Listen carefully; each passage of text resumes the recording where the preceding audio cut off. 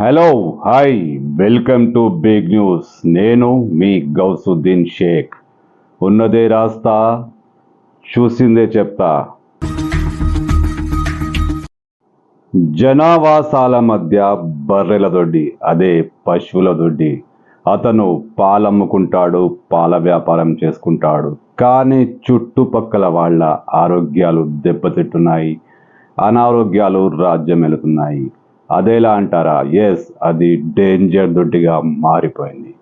జల్పల్లి మున్సిపాలిటీలోని సాదత్ కాలనీలో, అంటే 16, 17 వార్డు మధ్యన ఉన్న ప్రాంతంలో ఒక బర్రెల దొడ్డి ఉంది.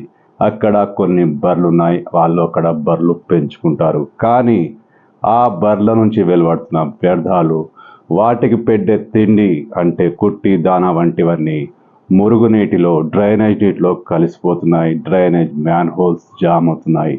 ఫలితంగా ఆ మురికి నీరు పక్కదారి పట్టి రోడ్డుపైకి వచ్చి జనావాసాల్లోకి పొంగి నానా కంపు కొడుతుంది. అనారోగ్యానికి ప్రధాన కారణమవుతుంది. అంటే ఇక్కడ బర్రెల దొడ్డి ఒక డేంజర్ దొడ్డిగా మారిపోయింది.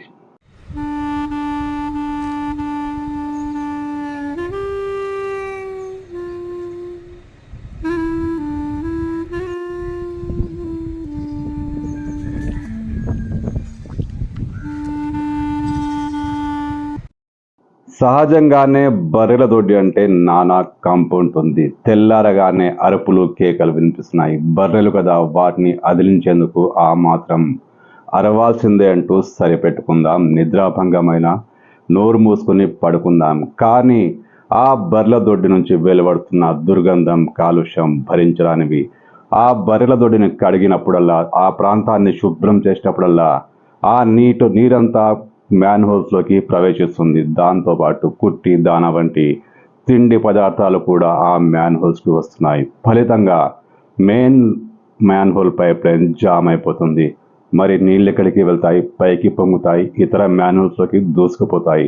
అదే జరుగుతుంది. జనాల మధ్య ఇప్పుడు మురికి కంపు కొడుతుంది. ఆ నీళ్ళని ఇళ్ల మధ్యలోకి చేరుతుంది. బెడ్రూమ్ కిటికీలను కూడా తాకుతుంది. అంటే ఎంత దుర్గంధం వ్యాపిస్తుందో అర్థం చేసుకోవచ్చు.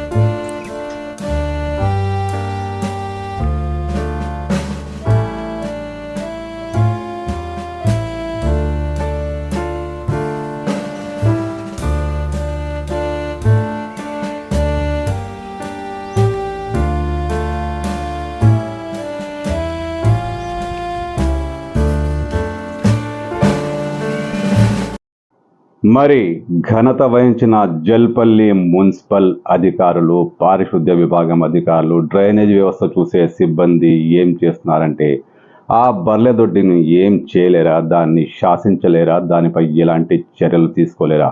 అంటే తీసుకుంటున్నారు.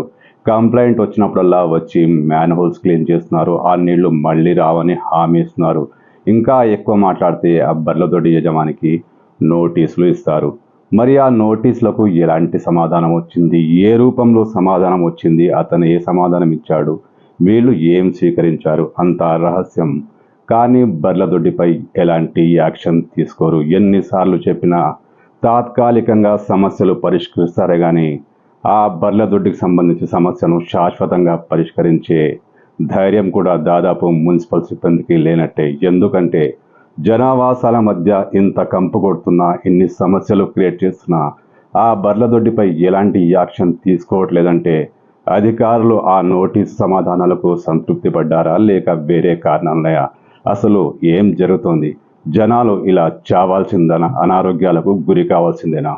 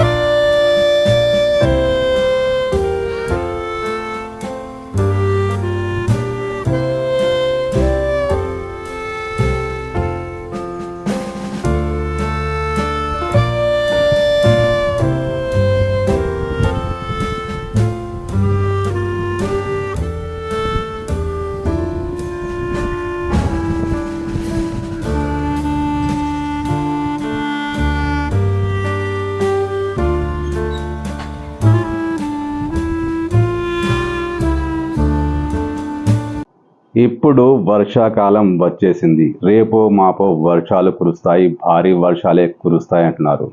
ఇదే సమయంలో పరిస్థితి ఇక్కడ ఎలా ఉంటుందంటే, ఒక పెద్ద భయంకర వాతావరణం ఉంటుంది. ఆ ప్రాంతం అంతా గలీజు నీళ్ళతో నిండిపోతుంది. ఎందుకంటే వర్షాకాలం కానీ, ఎండాకాలం కానీ, చలికాలం కానీ బర్ల దొడ్డి క్లీన్ చేయాల్సిందే, బర్లకు చాలా మంచి స్నానాలు చేయించాల్సిందే. అలాంటప్పుడు ఆ నీళ్ళంతా ఎటు వెళ్తాయి?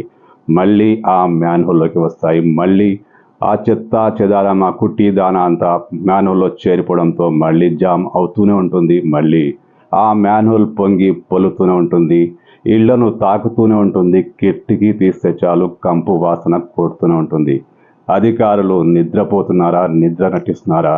జనాల మధ్య, జనవాసాల మధ్య ఇలాంటి బర్ల దొడ్లుంటే ఏం చేస్తున్నారు? నోటీసులు పనికిరాని చెత్త కాగితాలైన ఆ కాగితాలకు అసలు విలువే లేదా?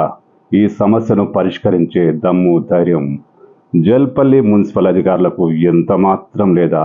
ఏమో చూస్తే అలాగే అనిపిస్తోంది.